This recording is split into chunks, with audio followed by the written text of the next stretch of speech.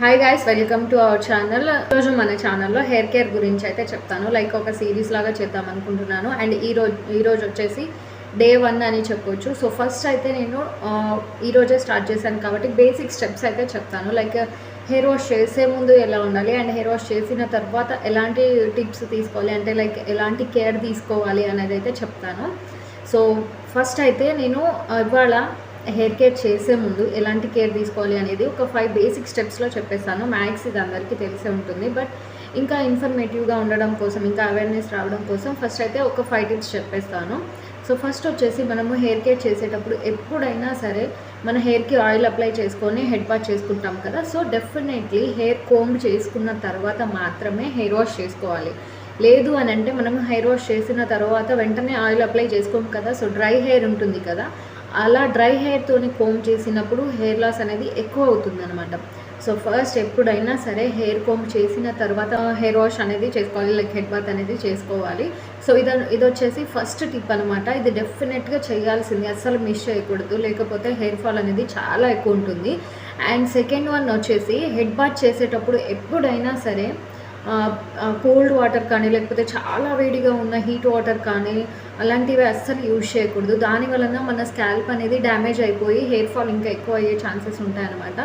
So like ఎప్పుడైనా అంటే head bath చేసేటప్పుడు చాలా కోల్డ్ వాటర్ ఉందంటే కొంచెం వామ్ వాటర్ లాగా కానీ లేకపోతే కొంచెం హీట్ వాటర్, చాలా తక్కువ హీట్ ఉన్న వాటర్ని యూజ్ చేయొచ్చు, లైక్ వామ్ వాటర్ అనే చెప్పొచ్చు.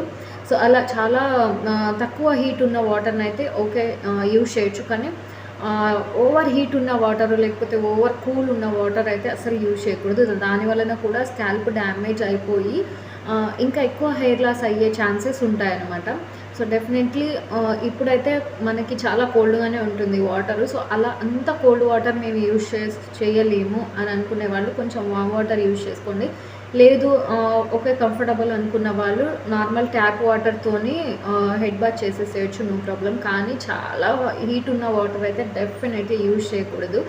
సో ఇది వచ్చేసి సెకండ్ టిప్ అనమాట. ఫస్ట్ది ఏంటంటే ఎప్పుడైనా సరే హెయిర్ కోమ్ చేసుకున్న తర్వాత హెడ్ బాత్ చేయడానికి కూడా ఎప్పుడైనా సరే హీట్ వాటర్ కానీ లేకపోతే ఓవర్ కూల్ వాటర్ అనేది యూజ్ చేయకూడదు. నార్మల్ ట్యాప్ వాటర్ లేకపోతే వామ్ వాటర్ అనేది యూజ్ చేయాలి. థర్డ్ టిప్ ఏంటంటే హెడ్ బాత్ చేయడానికి మీకు ఏ షాంపూ నచ్చితే అది యూజ్ చేయొచ్చు. నేను ఏది యూజ్ చేస్తున్నానో తెలుసుకోవాలంటే let me know in comment.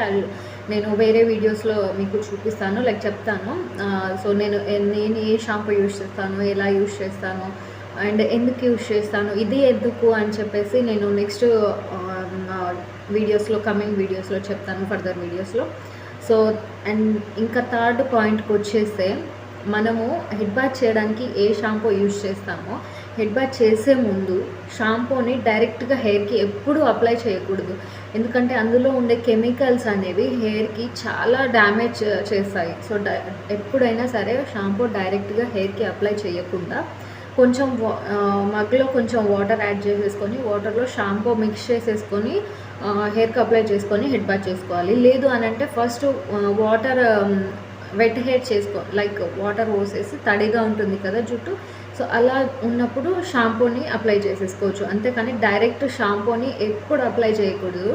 So దానివలన చాలా హెయిర్ ఫాల్ అవుతుంది. సో ఇది చాలామంది చేస్తుంటారు తెలియకుండా, బట్ ఇలా అస్సలు చేయకూడదు.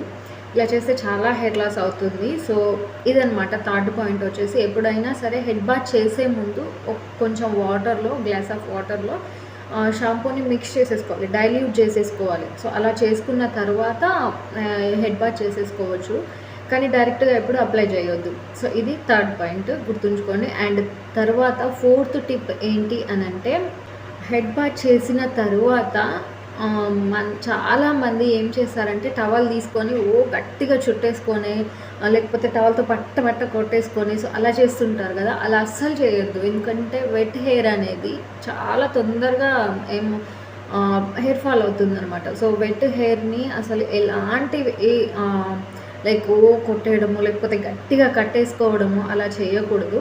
దానివలన చాలా హెయిర్ ఫాల్ అవుతుంది.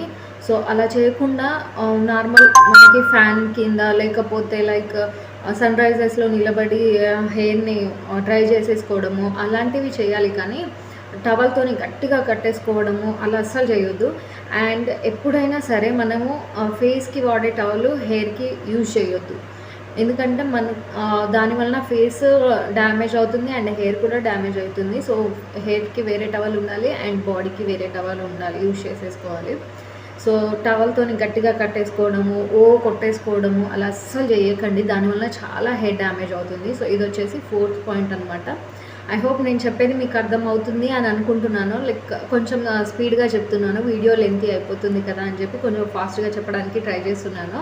సో అండ్ ఇది వచ్చేసి 4th పాయింట్ కంప్లీట్ అయిపోయింది. అండ్ హెయిర్ వాష్ చేసే ముందు లాస్ట్ పాయింట్ ఏంటి, ఇది చాలామంది గుర్తుంచుకోవాలి. సో ఇప్పుడు ఉన్న మనకి బిజీ డేస్లో కానీ బిజీ స్కెడ్యూల్స్లో కానీ చాలామంది ఏం చేస్తారు, హెయిర్ వాష్ చేసిన వెంటనే హెయిర్ ఆరడానికి అది ఎలక్ట్రిక్ మిషన్స్, సో అవన్నీ యూజ్ చేస్తారు కదా, హెయిర్ డ్రయర్ అంటాం కదా. సో అది చాలామంది అది యూజ్ చేస్తుంటారు. అండ్ వెట్ హెయిర్ మీద హెయిర్ స్టైల్స్ ట్రై చేస్తూ ఉంటారు. సో అలా అస్సలు చేయొద్దు. దాని వలన మనకి చాలా హెయిర్ డ్యామేజ్ అవుతుంది అండ్ హెయిర్ లాస్ కూడా అవుతుంది. సో అలా అస్సలు చేయకండి. అండ్ ఇవి అసలు యూజ్ చేయకండి, హెయిర్ డ్రయర్స్ ఇలాంటివి అస్సలు యూజ్ చేయకండి. మీకు అంత టైం లేదు అని అంటే ఫ్యాన్ కింద నిలబడి కొంచెం డ్రై చేసేసుకొని సింపుల్ ఒక క్లిప్ వేసేసుకుంటే ఇంకా ఫుల్ డేలో అది డ్రై అయిపోతుంది. అంతేకాని తెగ హెయిర్ స్టైల్స్ చేసేసి లేకపోతే దాన్ని తొందరగా ఆరాలి కదా అని చెప్పి హెయిర్ డ్రయర్స్ అవన్నీ యూజ్ చేయడము అస్సలు చేయకండి. అది అసలు మంచిది కాదు. దానివల్ల చాలా అయితే హెయిర్ ఫాల్ అవుతుంది. సో ఇవి బేసిక్ టిప్స్ అనమాట. హెయిర్ వాష్ చేసే ముందు బేసిక్ పాయింట్స్ అని చెప్పొచ్చు. సో ఫస్ట్ ఒకసారి చెప్పేస్తాను. ఫస్ట్ ఎప్పుడైనా సరే హెడ్ బాత్ చేసే ముందు హెయిర్ కోమ్ చేసుకోవాలి. మస్ట్ అండ్ షుడ్గా హెయిర్ కోమ్ చేసుకున్న తర్వాత హెయిర్ వాష్ చేయడానికి వెళ్ళండి. సో అది అయిపోయాక హెయిర్ వాష్ చేసే ముందు మనకి ఎలాంటి వాటర్ యూజ్ చేయాలి, నార్మల్ ట్యాప్ వాటర్ లేకపోతే వామ్ వాటర్ యూజ్ చేయండి. అంతేకాని హాట్ వాటరు లేకపోతే చాలా కూల్ ఉన్న వాటర్ అస్సలు యూజ్ చేయకూడదు. సో ఇది సెకండ్. అండ్ దాని తర్వాత వచ్చేసి మనము షాంపూ అప్లై చేస్తాం కదా. సో షాంపూని ఎలా అప్లై చేసుకోవాలి, ఒక వాటర్లో మిక్స్ చేసేసుకొని యాడ్ చేసుకోవాలి. లేదు అని అంటే హెయిర్ వెయిట్ చేసుకొని దాని తర్వాత షాంపూ అప్లై చేసేసుకోవచ్చు. డైరెక్ట్ షాంపూ అస్సలు అప్లై చేయొద్దు. ఇది గుర్తుంచుకోండి. చాలా హెయిర్ డ్యామేజ్ అవుతుంది చాలా వరకు. దాంట్లో ఉండే కెమికల్స్ దాని వలన చాలా హెయిర్ లాస్ అవుతుంది. సో అలా అస్సలు చేయక. 4th పాయింట్ ఏంటి అని అంటే టవల్తోని గట్టిగా కట్టేసుకోవడము లేకపోతే ఇలా కొట్టుకోవడం చేస్తుంటారు చాలా వరకు. సో అలా అస్సలు చేయొద్దు. ఇది వచ్చేసి 4th పాయింట్ అనమాట. అండ్ లాస్ట్ది వచ్చేసి హెయిర్ డ్రయర్స్ లేకపోతే హెయిర్ స్టైల్స్, వెట్ హెయిర్ మీద హెయిర్ స్టైల్స్ చేయడము అలా అస్సలు చేయకండి. సో ఈ బేసిక్ 5 టిప్స్ అనమాట. సో హెయిర్ వాష్ చేసే ముందు ఇలా పాటించండి. సో అండ్ దాని తర్వాత హెయిర్ వాష్ చేసిన తర్వాత ఎలా ఉండాలి, ఎలాంటి కేర్ తీసుకోవాలి అనేది కూడా జస్ట్ సింపుల్గా ఒక 5 టిప్స్లో చెప్పేస్తాను. సో ఫస్ట్ అయితే హెయిర్కి ఆయిల్ చాలా ఇంపార్టెంట్. సో హెయిర్ మొత్తం కంప్లీట్గా డ్రై అయిపోయిన తర్వాత హెయిర్ ఆయిల్ చేసేసుకోండి. మీ ఇష్టం, మీరు ఏ ఆయిల్ యూజ్ చేస్తారో, మీ హెయిర్కి ఏ ఆయిల్ సెట్ అవుతుంది, ఏ ఆయిల్ సూట్ అవుతుంది అనేది మీకు తెలిసే ఉంటుంది. సో ఆయిల్ని అప్లై చేసేసుకోండి. నేను యూజ్ చేసే ఆయిల్ మీకు ఎవరికైనా కావాలి అని అంటే let me know in comment. I'll tell you in another videos, coming వీడియోస్లో నేను మీకు చూపిస్తాను. నేను ఎలా ప్రిపేర్ చేసుకుంటాను నా హెయిర్ ఆయిల్ని, నేను ఏ హెయిర్ ఆయిల్ యూజ్ చేస్తాను అనేది కమింగ్ వీడియోస్లో చూపిస్తాను. ఎలా ప్రిపేర్ చేసుకుంటానో నేను ఇంట్లోనే ప్రిపేర్ చేసుకుంటాను ఆయిల్ని. సో మీకు కావాలి అని అంటే నాకు చెప్పండి కమెంట్స్లో, నేను ప్రిపేర్ చేసి చూపిస్తాను. సో హెయిర్కి ఆయిల్ అప్లై చేసేసుకోవాలి. అండ్ కంప్లీట్గా డ్రై అయిన తర్వాత మాత్రమే హెయిర్కి ఆయిల్ అప్లై చేసేసుకోవాలి. అండ్ సెకండ్ వన్ వచ్చేసి చాలామంది హెయిర్కి ఆయిల్ మంచిది కదా అని చెప్పి చాలా ఎక్కువ ఆయిల్ని అప్లై చేసేస్తూ ఉంటారు. సో అలా అసలు చేయకండి. ఎందుకనే కదా, కొంతమందికి చాలా ఎక్కువ చెమటలు వచ్చే ఛాన్సెస్ ఉంటాయి కదా. సో అలాంటి వాళ్ళైతే చాలా తక్కువ యూజ్ చేయండి హెయిర్ ఆయిల్ని. ఎక్కువ కాకుండా చాలా తక్కువ అమౌంట్లో యూజ్ చేసేసుకోండి. ఎందుకనంటే మనము హెయిర్ ఆయిల్ అప్లై చేసినప్పుడు ఆ స్వెట్టింగ్ అనేది దాంతో యాడ్ అయిపోయి స్కాల్ప్ అనేది డ్యామేజ్ అయ్యే ఛాన్సెస్ ఉంటాయన్నమాట. సో స్కాల్ప్ డ్యామేజ్ అయింది అని అంటే ఆబ్వియస్లీ మనకి హెయిర్ లాస్ అనేది చాలా ఎక్కువ ఉంటుంది. సో డెఫినెట్లీ హెయిర్ ఆయిల్ ఇంపార్టెంటే, కానీ హెయిర్కి ఆయిల్ మాత్రమే ఇంపార్టెంట్ కాదు. హెయిర్ కేర్లో చాలా ఉంటాయి మనకి. సో చాలా తక్కువ ఆయిల్ని యూజ్ చేసేసుకోండి. అండ్ హెయిర్ ఆయిల్ చేసేటప్పుడు ఎప్పుడైనా సరే స్కాల్ప్కే కాకుండా హెయిర్కి కూడా మనము లైక్ ఇక్కడ రూట్స్ ఉంటాయి కదా, ఇలా రూట్స్ ఉంటాయి కదా, రూట్స్ వరకు కూడా మనము హెయిర్ ఆయిల్ అనేది చేసుకోవాలి. లైక్ స్కాల్ప్కి ఒకటి చేసేసి రూట్స్ వదిలేస్తే మనకి హెయిర్ గ్రోత్ అనేది ఉండదు అండ్ హెయిర్ లాస్ కూడా అవుతుంది.